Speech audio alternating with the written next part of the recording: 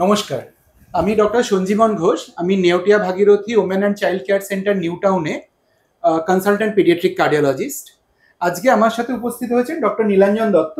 নমস্কার। উনি নেওটিয়া ভাগীরথী হসপিটালের কনসালট্যান্ট পেডিয়াট্রিক কার্ডিয়াক সার্জন।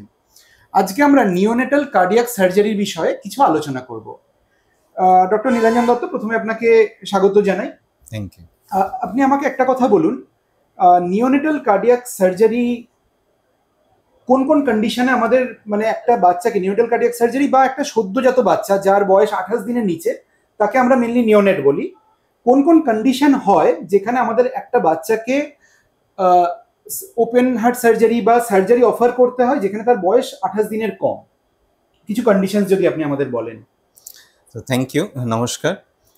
তো neonatal cardiac surgery as the name indicates, মানে সেগুলো সেই বাচ্চাদের অপারেশন করা হয় যে যাদের বয়স মোটামুটি 1 মাসের কম বা 28 দিনের কম।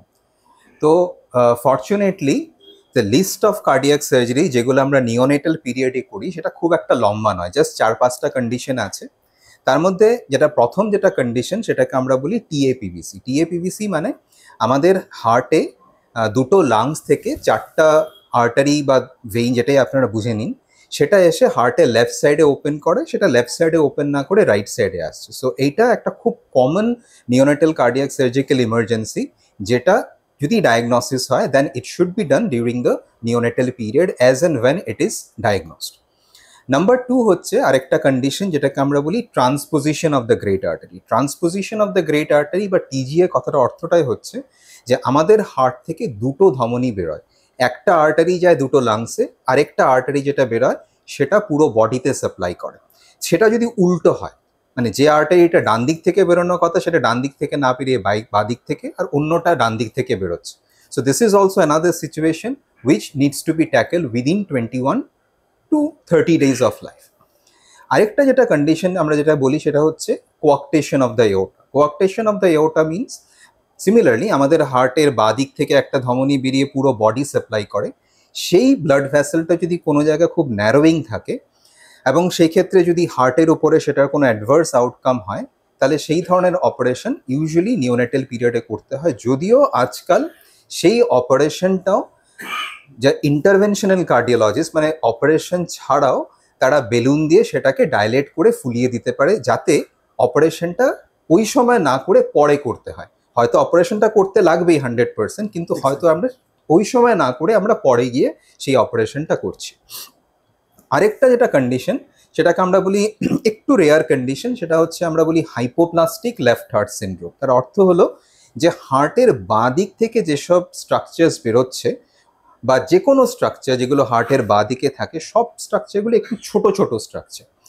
তো সেই অপারেশনটাও ইউজুয়ালি নিওনেটাল পিরিয়ডে অ্যাজ অ্যান্ড ওয়েন ডায়াগনোস সেটা করতে হয়, যদিও সেটা খুব বড় অপারেশন, ম্যাসিভ এবং একটু কমপ্লিকেটেড অপারেশন। আদারওয়াইজ বাকি প্রথম যে 3টে অপারেশন আমি বললাম সেই অপারেশনগুলি কোয়াইট কমন এবং সেগুলি মোস্টলি নিওনেটাল পিরিয়ডে করা। আচ্ছা, আমাকে একটা কথা বলুন, যদি আমরা ধরুন এই একটা টিজিএ বা একটা টিএপিভিসি ডায়াগনোসিস হলো, যদি আমি নিওনেটাল এজে ওর সার্জারিটা না করি, তাহলে মানে সমস্যাটা কোথায়? আমরা তো সবসময় যেটা কমনলি চাইবো যে বাচ্চাটা একটু বড় হোক, বাচ্চাটা ধরুন 2-3 মাস বা সে 1 বছর বয়স হলো, তারপর অপারেশন করলাম, যে কোয়েশ্চেনটা আমরা বোধহয় প্রত্যেকদিনই ফেস করি। মানে নিওনেটাল সার্জারি করার দরকারটা, যৌক্তিকতাটা আপনি যদি একটু বলেন। তো এই যেসব ডিজিজগুলির কথা আমি বললাম, প্রত্যেকটা ডিজিজের কিছু কিছু ম্যানিফেস্টেশন আছে। মোস্টলি সাধারণত হার্টের ডিজিজে যেটা হয় যে শরীরে অক্সিজেনের মাত্রাটা বা স্যাচুরেশনটা খুব কম থাকে, নাম্বার 1।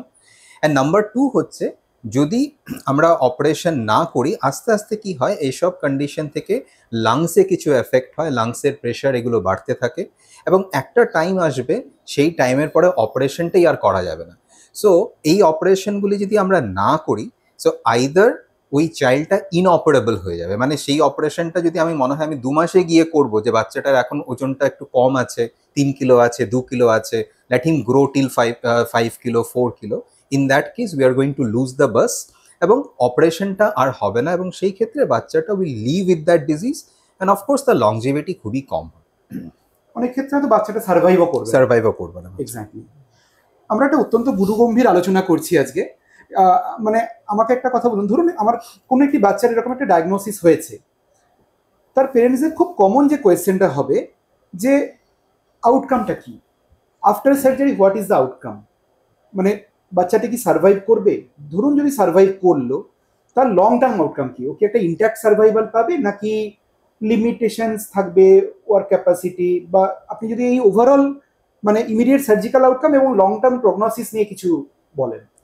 তো to answer that, let me take the disease one by one. যেমন প্রথম ডিজিজ যেটা আমি বলেছিলাম, দ্য টিএপিভিসি। সো টিএপিভিসি যদি অপারেশন সময় মতো হয়ে যায়, in that case that child can lead a normal life. There will be no restriction in the life whatsoever. হ্যাঁ, অপারেশনের পরে হয়তো কয়েকটা দিন, 2 দিন 3 দিন 4 দিন হয়তো ক্রিটিক্যাল থাকতে পারে, কিন্তু once the patient goes home he is completely cure. Similarly যে সেকেন্ড কন্ডিশনটা আমি বলেছিলাম, যেটাকে আমি বলেছিলাম ট্রান্সপোজিশন অফ গ্রেট ভ্যাসেল, যেখানে হার্ট থেকে যে ব্লাড ভ্যাসেলগুলি বেরোচ্ছে সেগুলো পুরো উল্টো থাকে, সিমিলারলি সেটাও যদি অপারেশন হয়ে ভালো হয়ে বাচ্চা ঘরে চলে যায়, then also he can lead a complete normal life. কোনো রেস্ট্রিকশন থাকে না, খেলাধুলা, পড়াশোনা করা, সমস্ত কিছু সে করতে পারে। 3 নম্বর একটা বলেছিলাম, হয়তো মনে আছে, যে কোয়াকটেশন অফ এওর্টা, যে ব্লাড ভ্যাসেলটা খুব ছোট হয়ে আছে, সেটাও যদি অপারেশন করা হয় নর্মাল লাইফে সে ফিরে যেতে পারে। শুধুমাত্র এই লাস্ট যেটা একটা বলেছিলাম, যেখানে যে হার্টের লেফট সাইডের স্ট্রাকচারগুলো খুব ছোট থাকে, যেটাকে আমরা বলি হাইপোপ্লাস্টিক লেফট হার্ট সিন্ড্রোম বা HLHS, সেটাই একটা ডিজিজ যেটা ভবিষ্যতে গিয়েও আরও মাল্টিপল অপারেশনসের দরকার হয়। ইউজুয়ালি তার 1 বছর বা 6 মাসে আরেকটা অপারেশন দরকার হবে, এবং ফাইনালি যখন 7-8 বছর হয় তখন তার আরেকটা অপারেশনের দরকার হয়। And even all this operation go well, till the longevity is not going to be as good as a normal person. হয়তো 30 বা 40 ইয়ার্স অফ এজে গিয়ে তার হার্ট ফেল করা স্টার্ট করবে, কিন্তু বাকি যেগুলো কন্ডিশন, যেগুলো কমনার কন্ডিশন, সেগুলো যদি টাইমলি ইন্টারভেনশন হয়, definitely the child can lead a normal life. মানে এটা সত্যি একটা আশার আলো যে মানে যদি সময় মতো আমরা ডায়াগনোসিসটা করতে পারছি এবং একটা ওয়েল ইকুইপড সেন্টারে যদি আমরা তার সার্জারি করাতে পারছি, the child is going to live a normal life. আমাকে একটা ইম্পর্টেন্ট মানে এর আলোচনার প্রসঙ্গে যেটা আসবে, যে এই ট্রিটমেন্টগুলি কতটা খরচাবহুল। মানে আমার ধরুন একটা আমি সদ্যজাত বাচ্চার পেরেন্ট, তো আমার প্রথম মানে খুবই দুঃখের যে আমার বাচ্চার একটা হার্টের কন্ডিশন আছে, সেক্ষেত্রে আমাকে ডেফিনেটলি, আপনিও নিশ্চয়ই এটা প্রত্যেকদিনই এই প্রশ্নের সম্মুখীন হন যে খরচা কতটা হবে। এটা কি প্রচন্ড হাই, বা এটা আমাদের সাধ্যের, বা একটা মধ্যবিত্ত বাঙালির সাধ্যের বাইরে, নাকি এগুলিকে আমরা মানে সাধ্যের মধ্যে? এই ব্যাপারটা যদি একটু হাইলাইট করেন। হ্যাঁ, তো ডেফিনেটলি দ্য কস্ট একটা ইস্যু থাকে, বাট এগেইন আমি প্রথমে ধরে নিচ্ছি দ্য মিডল ক্লাস, বিকজ যারা রিচ পিপল তাদের জন্য ইট ডাজন্ট ম্যাটার। যারা middle class family, they can also bear the cost, because আমি যদি খুব কমপ্লিকেটেড অপারেশন ধরি, টিএপিভিসি বা ট্রান্সপোজিশন, এগুলো কথা বলি, মোটামুটি এগুলোর কস্ট উইদিন 4 to 4.5 lakhs-এর মধ্যে কভার হয়ে যায়। এবং সেটাতে একটা প্যাকেজ থাকে, যেমন আপনি অপারেশনের দিন যেদিন ভর্তি হলেন সেদিন থেকে আরম্ভ করে হয়তো 7 দিন অপারেশনের পরে অবধি, and that package will include everything. আর যারা গরিব, হ্যাঁ, তাদের জন্য একটু হয়তো ডেফিনেটলি কষ্ট, হয়তো 4 লাখ বা 4.5 লাখ টাকা খরচা করা, but the cost is not very massive as it is thought to be. Okay, definitely. তো আমরা এটা বুঝতে পারলাম যে সময় মতো যদি আমরা ডায়াগনোসিস করতে পারি, তাদের একটা ডেফিনেটলি চিকিৎসা আছে এবং সেই চিকিৎসাটা সম্ভব। আপনি আমাকে বলুন যে কলকাতা শহরে বসে আমাদের এই জাতীয় চিকিৎসার স্কোপ কতখানা? কেননা আমাদের একটা খুব কমন বিলিফ যেটা আছে যে কলকাতা বোধহয় এই জাতীয় সুপার স্পেশালিটি ট্রিটমেন্টের দিক থেকে অনেকটা পিছিয়ে, বা বাচ্চাকে হয়তো ভেলোর, সাউথ ইন্ডিয়া, ব্যাঙ্গালোর এই জাতীয় কোথাও নিয়ে যেতে হবে, আদারওয়াইজ বোধহয় সার্ভাইভ করবে না। এই ব্যাপারে আপনার বক্তব্যটা আমি জানতে চাই। হ্যাঁ, তো এটা একটা মিথ আছে, এটা শুধুমাত্র কার্ডিয়াক সার্জারির জন্য নয়, এটা অন্য সার্জারি বা অন্য দ্য ডিজিজ হয়, অন্য সিস্টেমের ডিজিজ, সেটার জন্য এটা ভ্যালিড থাকে।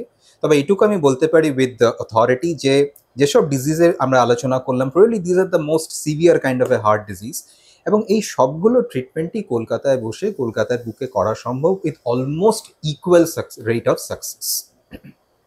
আচ্ছা, আপনি যদি আপনার মানে রিসেন্ট সে লাস্ট 10 দিন 15 দিনের কোনো নিওনেটাল কার্ডিয়াক সার্জারি করেছেন, সেই এক্সপিরিয়েন্স যদি আমাদের সাথে একটু শেয়ার করেন। হ্যাঁ, তো মানে এই কয়েকদিন আগে মোস্ট প্রবাবলি মেবি 7 days অথবা 8 days বিফোর আমি একটা অপারেশন করেছিলাম, যেটা আমি আপনাকে বলেছিলাম একটা কন্ডিশন আপনাদের, সেটা হচ্ছে transposition of the great artery, যে ব্লাড ভেসেলটা পুরো উল্টো হয়ে আছে, আপনাকে সেটা সোজা করতে হবে। So that's why it is called arterial switch, মানে you are switching the blood vessels in a correct position. তো আমাদের এখানে একটা বাচ্চা, আমাদের Neotia Bhagirathi women and child care new টাউনে একটা বাচ্চা জন্ম হয়েছিল। জন্ম হওয়ার পরে সেটা ডায়াগনোসিস হয়, আমাদের এই পেডিয়াট্রিক কার্ডিওলজি টিম সেটাকে ডায়াগনোসিস করে।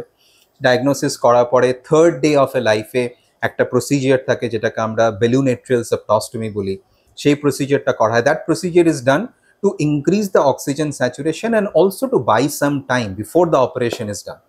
অ্যান্ড আমি মোটামুটি সেই অপারেশনটা 5th বা 6th ডেতে আমি সেই অপারেশনটা করেছিলাম, এবং the baby is doing well, the baby will be discharge maybe in 1 or 2 days।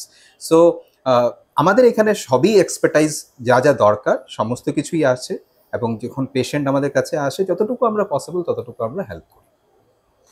আপনাকে অনেকটা ধন্যবাদ ডক্টর নীলাঞ্জন দত্ত, কেননা আপনি একটা অত্যন্ত গুরুগম্ভীর একটা লাইফ থ্রেটনিং কন্ডিশনকে নিয়ে আপনি ডিসকাস করলেন, এবং তার একটা সাকসেসফুল ওয়ে আউট, মানে তার একটা বাচ্চা যদি সত্যি একটা ক্রিটিক্যাল হার্ট ডিজিজ থাকে সে কিভাবে চিকিৎসা পেতে পারে, এবং তার ওভারঅল আউটকাম নিয়ে আপনি যথেষ্ট একটা আশার আলো আমাদের দিলেন। আপনাকে অজস্র ধন্যবাদ। Thank you so much, thank you.